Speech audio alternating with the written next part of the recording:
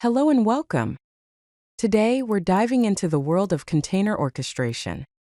We will be discussing Kubernetes and Docker and how they fit into system design. So, what exactly is container orchestration? In simple terms, it's the automated management of containerized applications across multiple hosts. This includes handling deployment, scaling, networking, and ensuring high availability. Think of it as a conductor for an orchestra of containers, ensuring everything plays together harmoniously. Let's start with Docker. Docker is a containerization platform that packages applications with all their dependencies into a lightweight, portable container. This ensures that the application runs consistently across any environment. Some basic commands are: to build an image, use Docker build followed by the tag name myapp and a dot. To run a container, type docker run, map the port 8080 to 80, and the application name.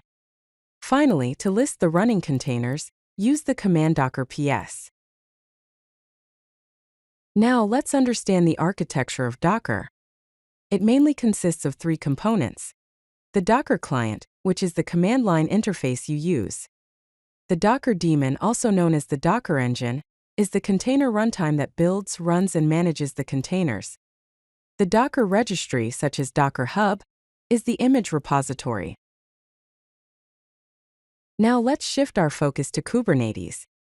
Kubernetes, often abbreviated as Kubernetes, is an open-source container orchestration platform that automates the deployment, scaling, and management of containerized applications across clusters of nodes. Key features of Kubernetes are auto-scaling and load balancing, self-healing and rolling updates, service discovery and domain name system, and secret management. Let's take a closer look at Kubernetes architecture. It consists of two main planes, the control plane and the worker nodes.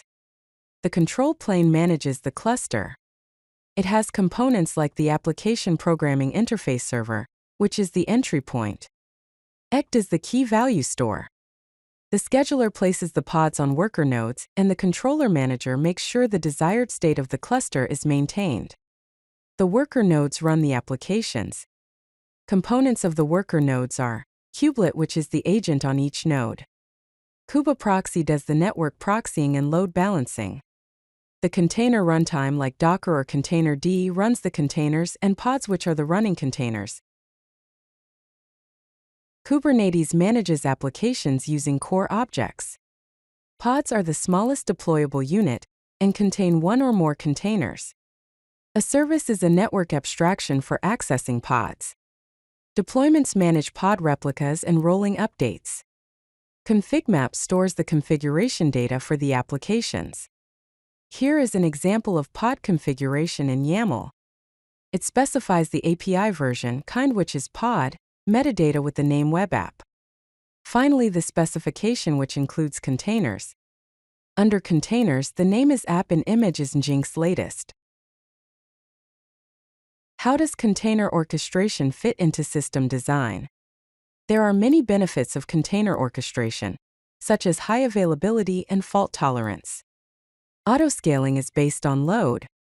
Zero downtime deployments, resource optimization, and multi-cloud portability. Some of the common use cases are microservices architecture, continuous integration and continuous delivery pipelines, load balancing, and data processing. Now let's walk through a deployment example. Here's a typical deployment configuration in YAML.